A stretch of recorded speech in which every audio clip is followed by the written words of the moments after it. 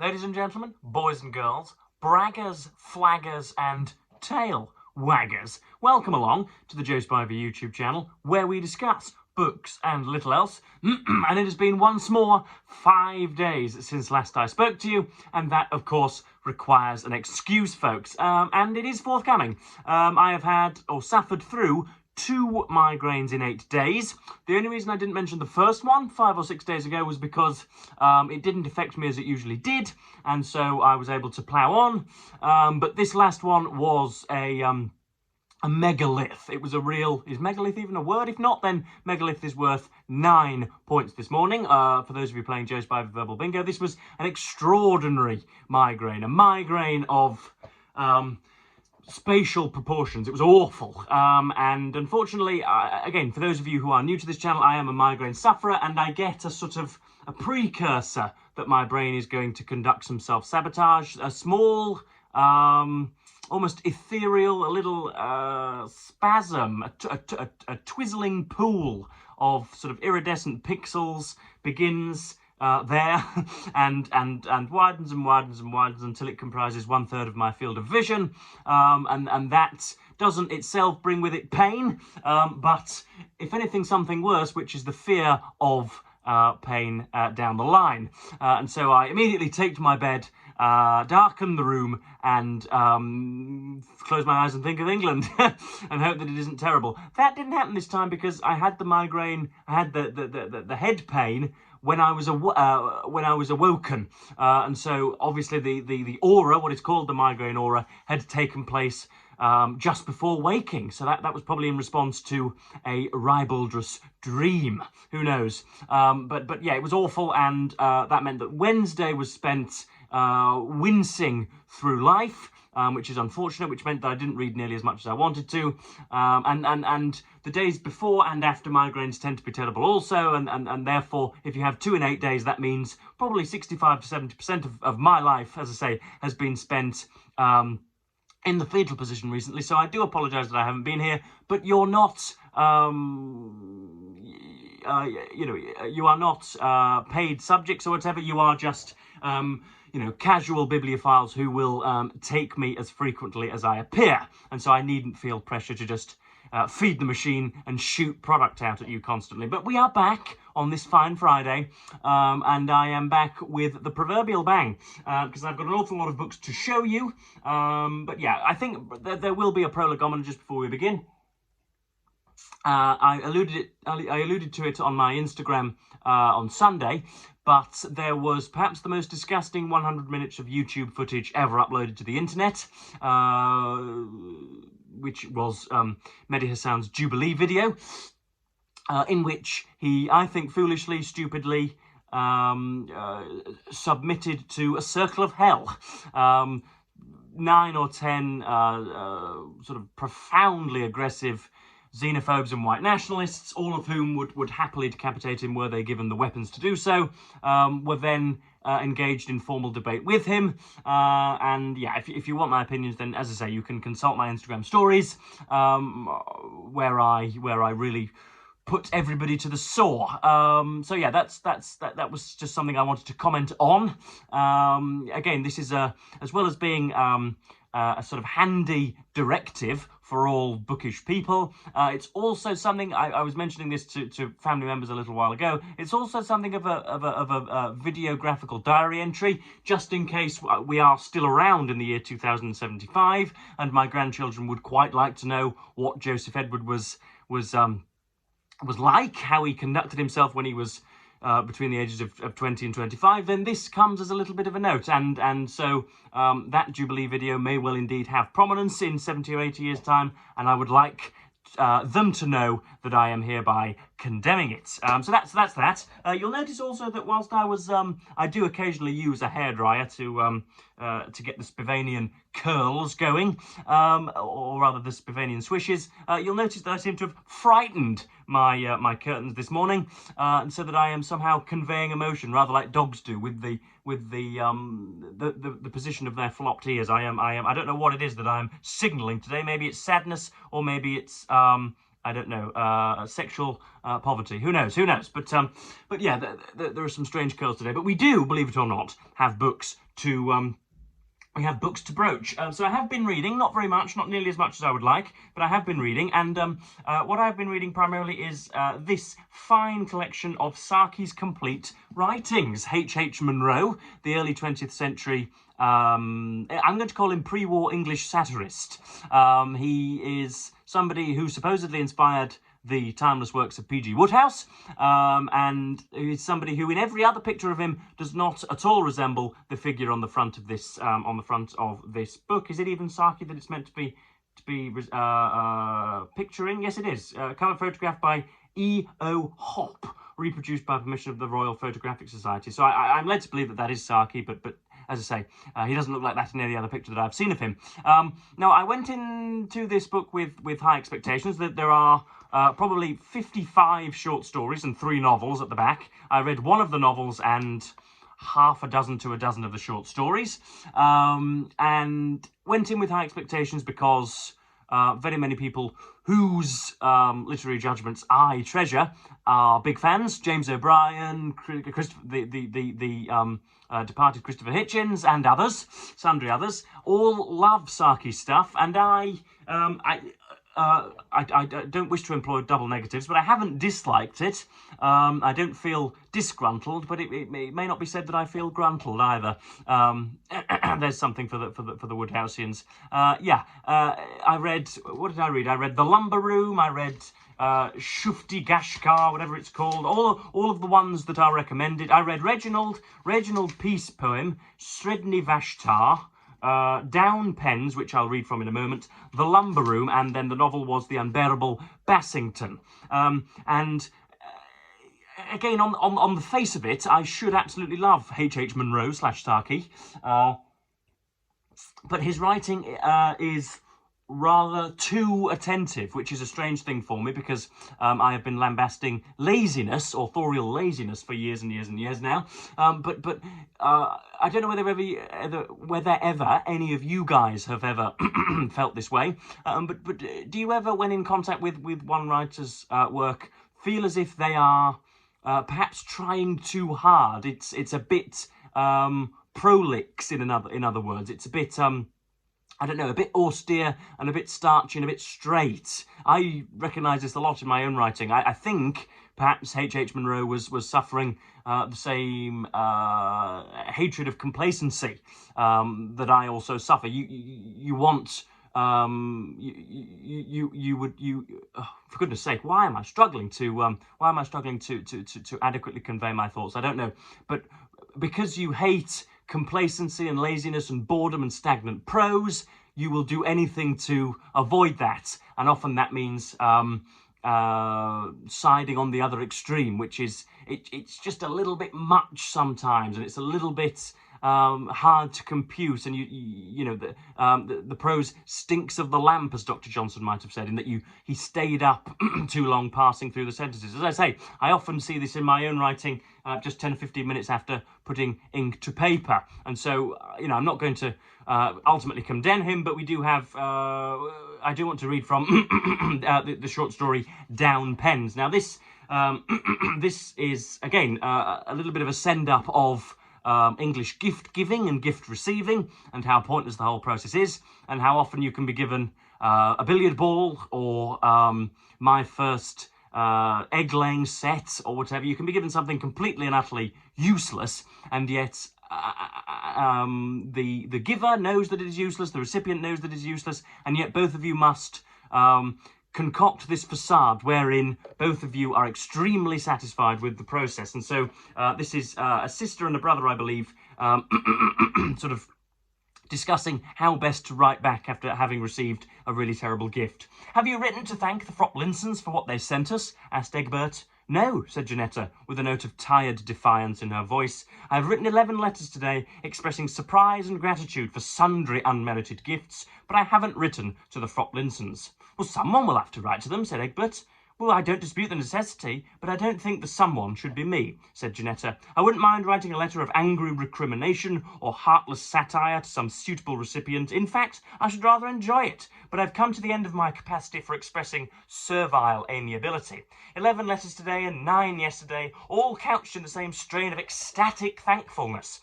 Really, you can't expect me to sit down to another. There is such a thing as writing oneself out." And then slowly but surely throughout that 4 or 5 page short story, they've in fact failed to write the letter, but Saki uses them as vehicles through which all of the pointlessness of replying to poor gifts is sent up in a very, very, very comedic way. But yeah, as I say, can I get an example of where Saki tries too hard? Yes, I've got on page 588.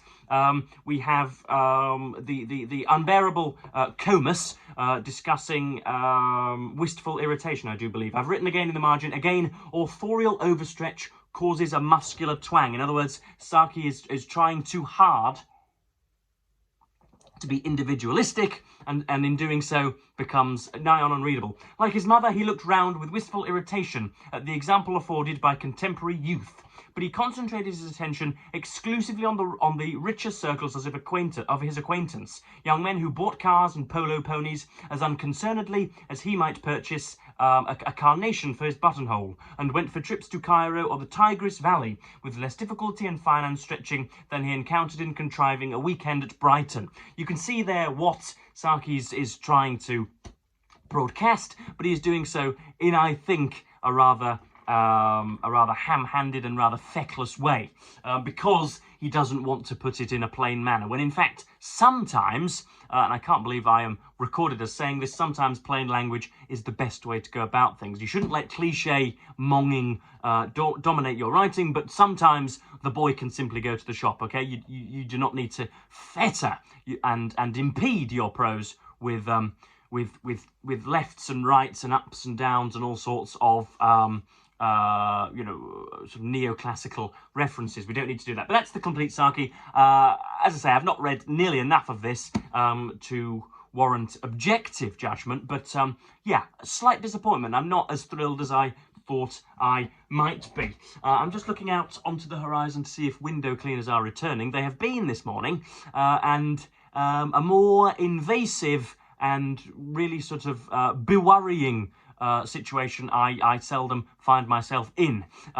They may as well be coming to flannel my gooch, believe it or not, because the window is right here. Whenever the window cleaners come to ply their trade, they are, although there are 2 panes between us, it feels as if we are sort of psychological lockstep. He is right there, and I am, sort of typing an email to the London Review of Books, or emailing the Estonian Foreign Ministry or whatever it is that takes my fancy, and they are looking in upon me, even though they're probably not. I sort of look ahead and give a little nod because I'm the everyman, but it's an awkward moment in the day.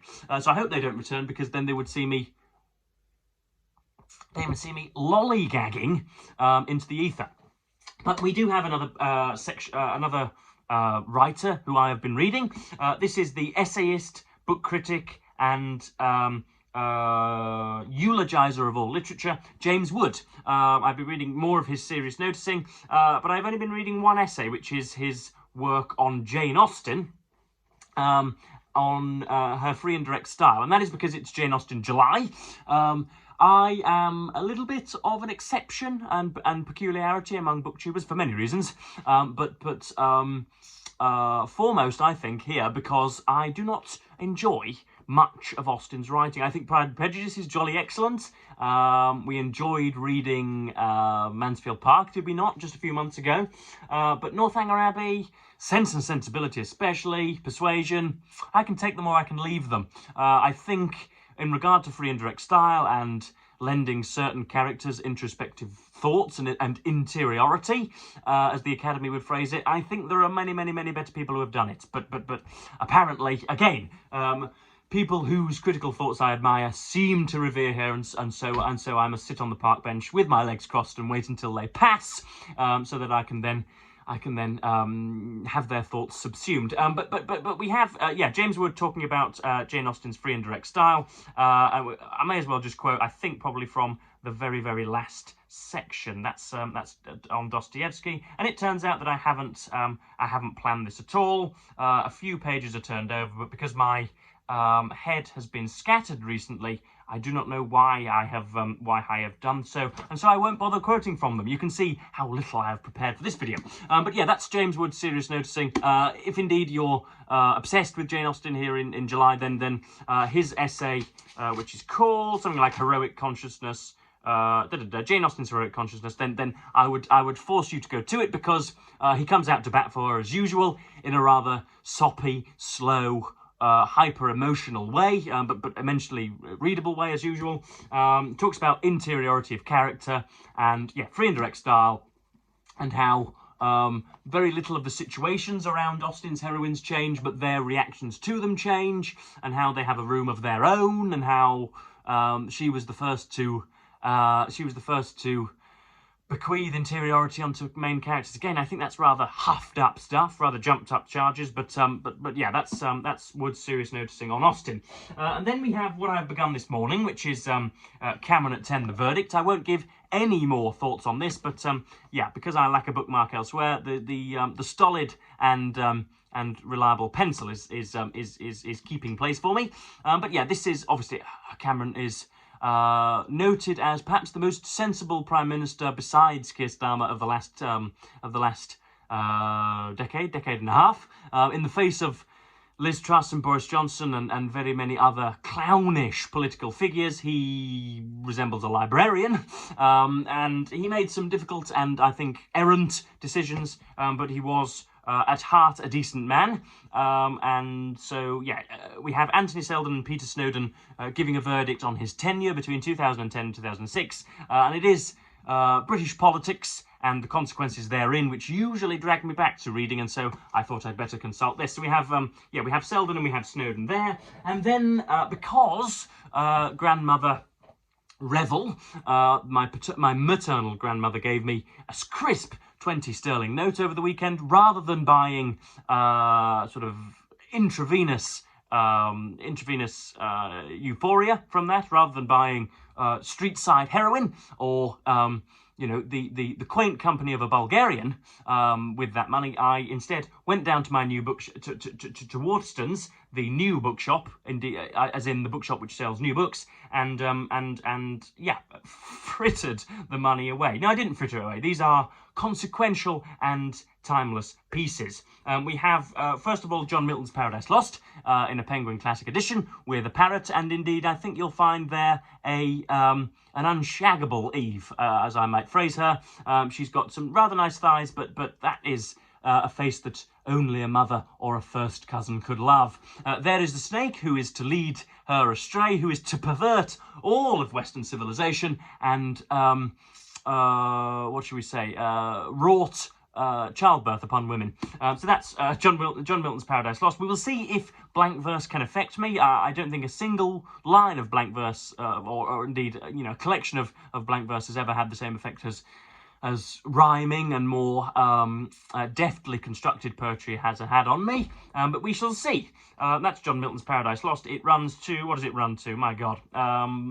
Those are the notes. It runs to, oh goodness me, 300 pages-ish, give or take, with a little bit of a, I'm sure, a foppish introduction there from John Leonard. There we go. So that was $9.99, reduced, I think, down from something else, but a far more significant text, believe it or not, and a text on whose shoulders we perhaps, it may be said, all stand. We have the Oxford World Classics edition of the King James Bible, translated in 1611 by a few individuals working under the Stuart imprimatur, who did their best to render the Hebrew Bible into more accessible English, and I'm told that they did this quite successfully. And I've already been bored by the introduction, but I am going to broach slash. What else am I going to do? I am perhaps going to propose, is the verb I was looking for, a read-along of this, starting with Genesis, then going to Exodus, and ending with whatever is the final volume, Ezekiel or Jeremiah. Of course, the Lord above has been one of the many heads to have rolled on this YouTube channel, and so I am atheistical first and foremost. I am not a believer in God, and I think none of the divine scriptures, be it the Bible, be it the Torah, be it the Quran, were penned with assistance from sort of, you know, higher powers. I believe God is created in the image of man rather than vice versa. I'm not going to go on another godless diatribe, but yes, you know my opinions on this. And yet, again, I'm told this is a work of superb and sublime literature, and I, again, am told that I am missing out if I do not read it. And so we have, in 1600, very thin pages with boring introductions, we have the King James Bible. Again, I felt odd purchasing this in the bookstore, even though it's supposed to be foundational and fundamental and all the rest of it. I did feel as if they, you know, the person behind the counter might think me an awful zealot, and so I had to get Paradise Lost so as to, I don't know, dilute the religiosity of my bag. So yeah, this is my return to BookTube after 5 days. It's not as long as Christopher Russell's departure, but it felt as strained to me, and so I do not feel myself when I'm not confecting a sort of verbal jamboree before a blinking red dot, and so I am back, I suppose the phrase would be. If indeed there are some interesting diary entries on my Assassin's Cloak for tomorrow, then I'll be in your feeds again, and if not, then I am heading over to Derbyshire. I'm heading over the Folds and the Pennines to see Grand Viceroy Spivey, and we shall again see if another incendiary vlog can be made, or if indeed I will just you know, come to you from one angle rather than 27. So yes, that's another update, and that is what I've been reading. Those are the books that I've had in my hand, and yeah, I'm probably going to cap this on 22 minutes because my powers are beginning to wane. So yes, I will, as per usual, thank you ever so much for watching BookTube, and bid you the fondest of all earthly farewells.